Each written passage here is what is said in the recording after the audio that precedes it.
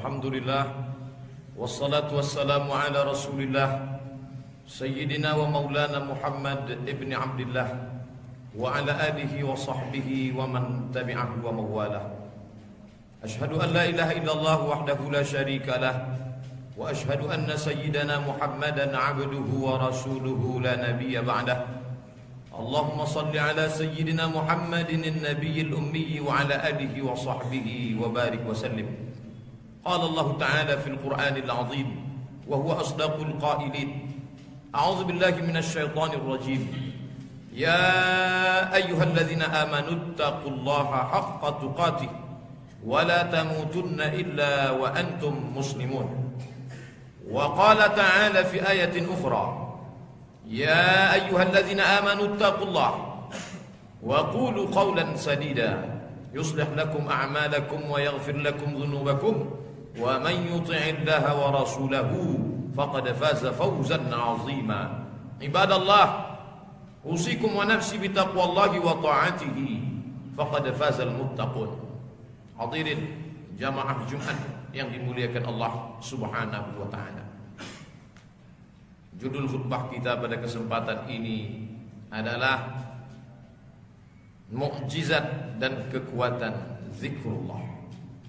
Dulu mata manusia hanya memandang tanam-tanaman yang hijau, tapi hari ini memandang pemandangan limbah, asap, kotor, pencemaran. Dulu telinga manusia hanya mendengar kicau burung, suara yang merdu, bacaan tilawatil Quran. Tapi hari ini telinga mendengar sumpah serapah, caci maki, hiruk pikuk kota besar. Mau tidak mau, suka tidak suka, manusia dalam keadaan amat sangat kritis. Oleh sebab itu semakin besar kota metropolitan, kota yang megah dan mewah, tapi kering secara spiritual. Di Eropa, di Amerika, tumbuhlah rumah-rumah spiritual yang menawarkan spiritual palsu dengan slogan, luangkan waktu Anda 15 menit dalam sehari untuk bermeditasi, maka Anda akan mendapatkan ketenangan batin. Rumah-rumah spiritual itu penuh dengan berbagai macam variasi model dan caranya yang ditawarkan oleh mereka yang menjual ketenangan palsu. Dan jangan sampai orang Islam terikut dengan apa yang diajarkan dalam rumah spiritual palsu. Karena kita punya yang asli. Allah mengatakan dalam Al-Quran, ala bizikrillah tatma'innul qulub. Hanya dengan berzikir mengingat Allah, maka hati akan menjadi tenang. Bila orang mengatakan dengan bermeditasi, dengan beryoga, dengan mengikut apapun namanya, dia mendapatkan ketenangan, maka ketenangannya itu adalah ketenangan palsu. Bila dia mengatakan setelah ikut ini saya merasa tenang, maka narkoba pun juga mendatangkan ketenangan, zina pun juga mendatangkan ketenangan. Tapi ketenangan yang parsial dan temporer. Ketenangan hanya datang dari Allah. Tempat ketenangan adalah hati. Dan hati bukan punya manusia. Hati yang sudah ada dalam diri manusia sejak ia dikandung oleh ibunya, tapi bukan milik manusia. Berapa banyak orang yang merencanakan ketenangan, tapi dia tidak tenang.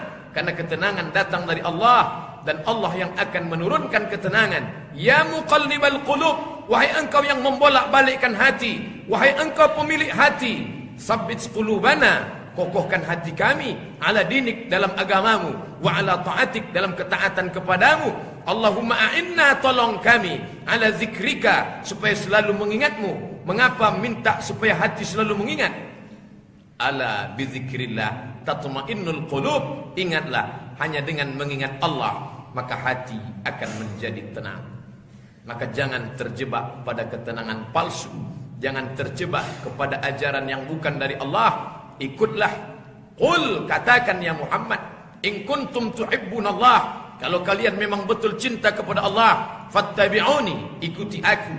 Satu-satunya jalan ketenangan hanya yang dibawa oleh Nabi Muhammad sallallahu alaihi wasallam. Lain daripada itu, wa man yabtaghi ghairal islami dina, siapa yang mencari ketenangan, mencari jalan, mencari kebenaran, mencari cahaya lain dari yang dibawa oleh Muhammad, falan yuqbala minhu, maka dia tidak akan diterima.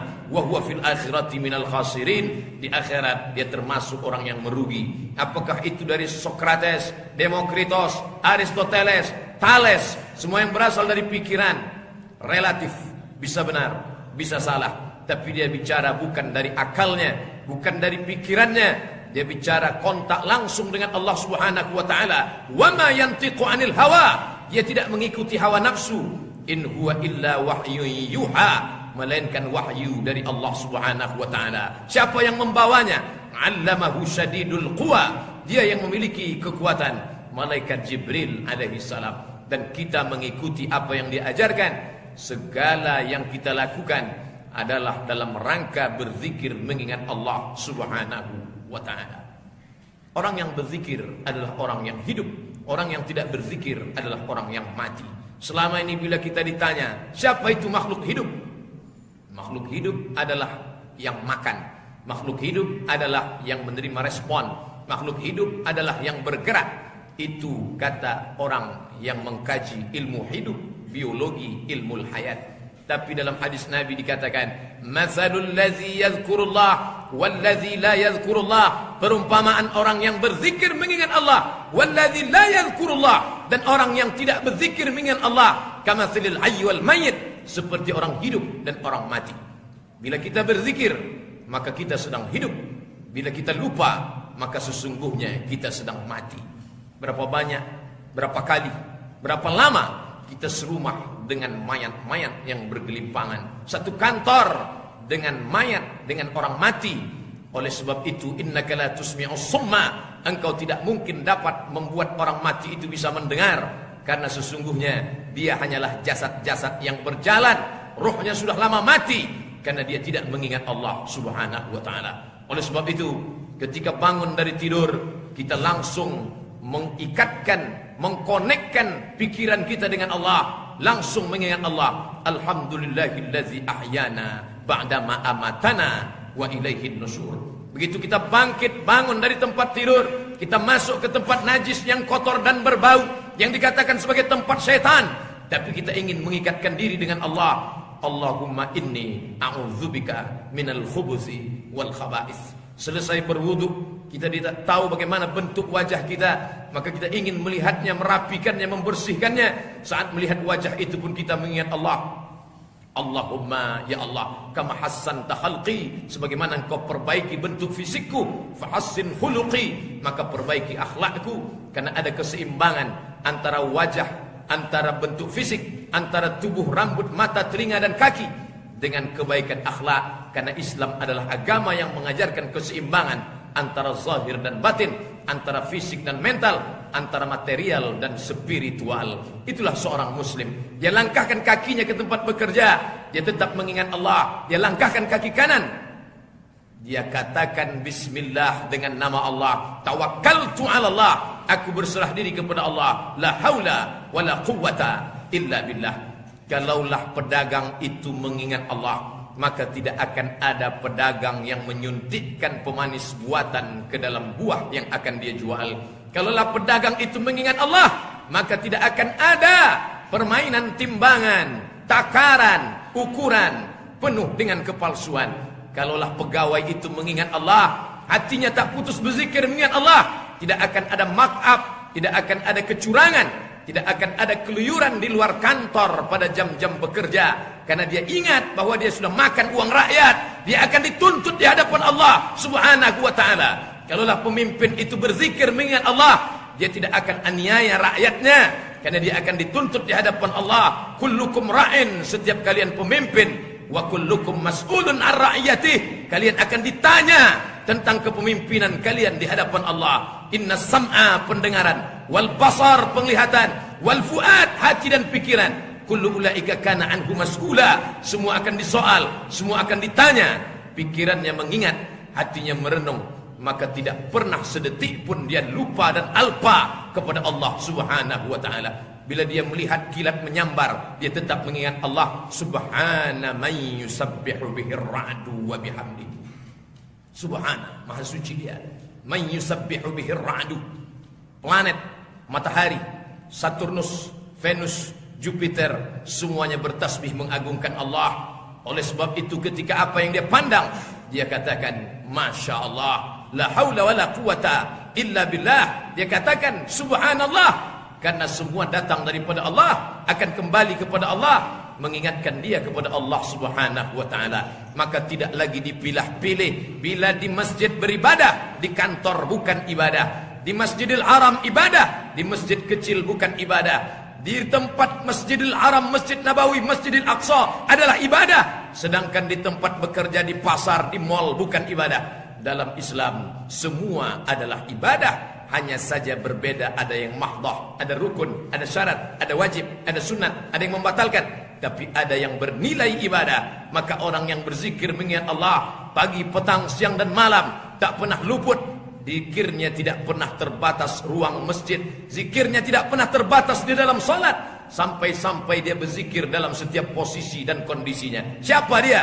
Allazina yadhkurunallah, mereka yang mengingat Allah qiyaman ketika tegak, wa qu'udan ketika duduk, wa ala junubihim, bahkan ketika berbaring sekalipun, saat akan menutupkan mata, dia tetap juga mengingat Allah. Bismika Allahumma ahya wa amut. Tidak pernah dia lupa, karena dia sadar ketika malaikat maut akan mencabut nyawanya, yang akan dia ucapkan adalah afdalul zikri, seafdal zikir, la ilaha illallah, subhanallah wa bihamdihi subhanallahil azim, subhanallah wa bihamdihi subhanallahil azim, subhanallah wa bihamdihi subhanallahil azim. Kalimatani, dua kalimat, khafifatani 'alal lisan, ringan diucapkan lidah, saqilatani fil mizan, tapi dapat memberatkan timbangan amal pada hari kiamat. Subhanallah wa bihamdihi subhanallahil azim, subhanallah walhamdulillah wa la ilaha illallah wallahu akbar, la haula wa la quwata illa billah. Kata-kata zikir.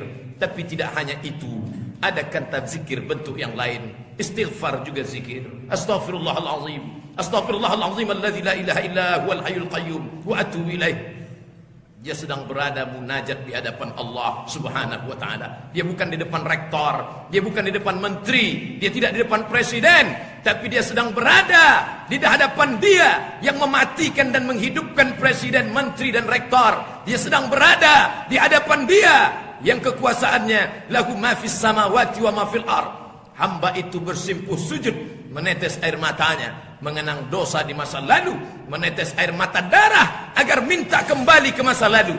Umur tak akan kembali pulang, maka keluar dari mulutnya dalam istighfar yang panjang, astaghfirullahalazim alladzi la ilaha illa huwal hayyul qayyum wa atubu ilaih. Man lazimal istighfar, siapa yang memperbanyak istighfar, ja'alallahu lahu min kulli dhiqin makhraja, setiap kesempitan diberikan Allah jalan keluar, wa min kulli hammin faraja, setiap kesusahan akan diberikan kelapangan, wa razaqahu min haitsu la yahtasib, akan diberikan jalan, akan diberikan rezeki dari yang tidak dia sangka-sangka. Maka istighfar juga adalah bagian daripada zikir. Salawat kepada Nabi, nampaknya mengingat Nabi, tapi sesungguhnya juga terkandung di dalamnya zikir. Man shalla alayya salatan, siapa yang berselawat kepadaku satu kali, sallallahu alaihi biha asyra, Allah akan balas dengan 10 kebaikan. Wa huttat anhu asyara sayyiat, Allah akan tutupi 10 kesalahan, silap, salah dan dosa. Wa rufi'at lahu 10 darajat, akan dinaikkan 10 derajat tingkatan kemuliaan. Maka perbanyak salawat. Allahumma salli ala sayyidina Muhammad wa ala ali sayyidina Muhammad. Allahumma salli ala sayyidina Muhammadin nabiyil ummi wa ala alihi wa sahbihi wa barik wa sallim. Inna salatakum ma'rudatun alayya, pada hari Jumat, sayyidul ayyam, induk dari segala hari, perbanyaklah salawat kepadaku. Inna salatakum ma'rudatun alayya, salawat kalian akan dibawa ke makamku di Masjid Nabawi di kota Al-Madinah Al-Munawwarah. Sahabat bertanya, kaifa salatuna ma'rudatun alayka wa qad arimta, bagaimana mungkin salawat kami dibawa ke makammu padahal engkau sudah mati dimakan cacing tanah? Nabi menjawab, innallaha harramal arda ajsadal anbiya, Allah mengharamkan cacing tanah, Allah mengharamkan tanah memakan jasad para nabi. Maka kita berselawat bukan hanya sekedar selawat, tapi kita diperintahkan wasallimu alaih, ucapkan salam kepadanya. Tidak ada salat yang kosong daripada salam kepadanya. Assalamu alaika ayyuhan nabiyyu wa rahmatullahi wa barakatuh. Walaupun dia sudah meninggal 14 abad yang lampau, lebih daripada itu, tapi seolah-olah dia hadir bersama dengan kita. Dia berada di hadapan kita. Assalamu alayka ayyuhan nabiyyu wa rahmatullahi wa barakatuh. Bukan fisiknya, tapi rasa seorang hamba yang dekat dengan Rasulullah, yang dekat dengan Allah Subhanahu wa taala. Bagaimana jika orang itu tidak berzikir? Bila berzikir dapat pahala, tidak berzikir tidak apa-apa. Bila berzikir dapat pahala, tidak berzikir tidak mengapa. Inilah yang membuat orang tidak berzikir. Sedangkan orang yang tidak berzikir itu dengan ancaman yang keras. Apa kata Nabi SAW? Dia bacakan ayat Al-Quran. Wa man ya'shu an dzikrir rahman. Siapa yang tidak berzikir mengingat Allah, nuqayyid lahu syaitanan, maka dia akan diikatkan dengan setan. Fahuwa lahu qarin. Setan itu akan menjadi kawannya. Setan itu akan berbisik ke dalam hati dan otaknya. Jangan heran keputusannya keputusan yang pro kepada setan. Jangan heran bicaranya seperti setan. Jangan heran otaknya otak setan. Kenapa? Karena dia tidak berzikir mengingat Allah. Allah berjanji dalam Al-Quran, nuqayyid lahu syaitanan, kami akan ikatkan dia dengan setan. Fahuwa lahu qarin. Maka setan itu akan menemaninya sampai kapan? Sampai mati pun dia akan tetap bersama dengan setan. Jangan heran profesor doktor berilmu banyak, pimpinan ormas hebat, dikenal, masyhur, tapi kenapa pro kepada setan? Karena jauh daripada zikir mengingat Allah Subhanahu wa taala. Wa man a'rada an dzikri, siapa yang tidak berzikir mengingat aku, fa inna lahu ma'isyatan dhanka, maka hidupnya akan sempit. Hidupnya sempit bukan berarti miskin. Hidupnya sempit bukan berarti kena PHK. Hidupnya sempit bukan berarti dia susah. Dia kaya, hartanya banyak, melimpah ruah, punya kuasa. Tapi hidup ini selalu terasa sempit, sempit dan sempit.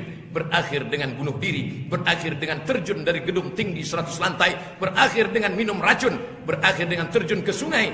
Hidup nestapa singkat, tapi azab yang akan diterima khalidina fiha abada. Apakah setelah mati selesai azabnya?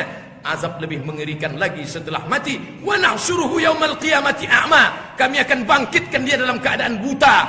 Bila buta di dunia, setelah mati mungkin dia akan melihat karena cahaya dari Allah. Tapi kalau sudah buta di alam akhirat, apa yang akan diharapkan dapat mengobati mata? Di dunia buta sejenak saja, tapi kalau sudah buta di akhirat, khalidina fiha abada. Dan dia komplain kepada Allah, ya Allah, lima hasartani a'ma wa qad kuntu basira. Kenapa aku buta padahal dulu aku hidup di dunia dalam keadaan bisa melihat?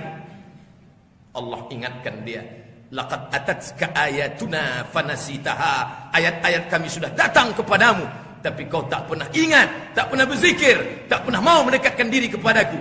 Fakadzalikal yauma tunsa. Maka hari ini kau sebagai makhluk yang terlupakan, terhinakan, buta, tak dapat melihat kebenaran, tak dapat melihat zat Allah, tak dapat melihat surga Allah. Tidak ada azab yang lebih menyedihkan daripada azab orang yang tidak berzikir mengingat Allah Subhanahu wa taala. Barakallahu li wa lakum fil Qur'anil azim wa nafa'ani wa iyyakum bima fihi minal ayati wadh-dhikril hakim wa taqabbala minni wa minkum tilawatahu innahu huwal ghafurur rahim.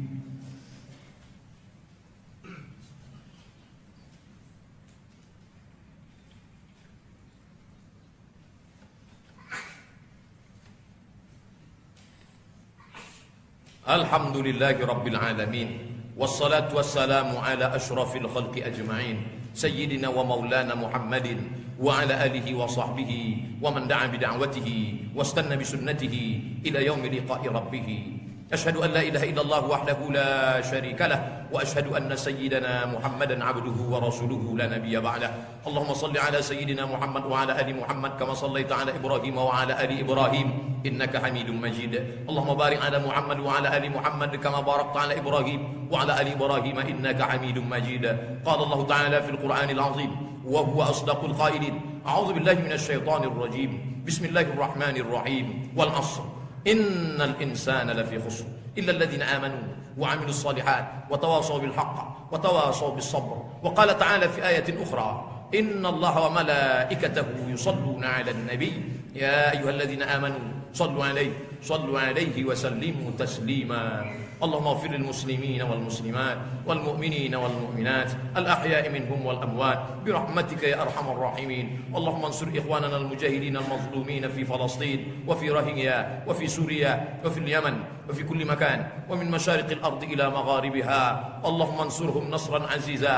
اللهم أهلك الكفرة والمشركين ودمر أعداءك أعداء الدين. اللهم شتت شملهم وفرق جمعهم واجعلهم في نحورهم. اللهم لا تدع لنا في مقامنا هذا وفي ساعتنا هذه ذنبا إلا غفرته، ولا هما إلا فرجته، ولا دينا إلا قضيته، ولا مريضا إلا شفيته، ولا مهاجرا إلا وصلته، ولا مريضا إلا شفيته، ولا ميتا إلا رحمته، ولا حاجة من حوائج الدنيا والآخرة لك رضا ولنا فيها صلاح إلا قضيتها ويسرتها يا أكرم الأكرمين. عباد الله، أوصيكم ونفسي بتقوى الله وطاعته فقد فاز المتقون. إن الله يأمر بالعدل والإحسان وإيتاء ذي القربى وينهى عن الفحشاء والمنكر والبغي يعظكم لعلكم تذكرون. فاذكروا الله العظيم يذكركم واسألوه من فضله يعطكم ولذكر الله أكبر والله يعلم ما تصنعون. أقم الصلاة.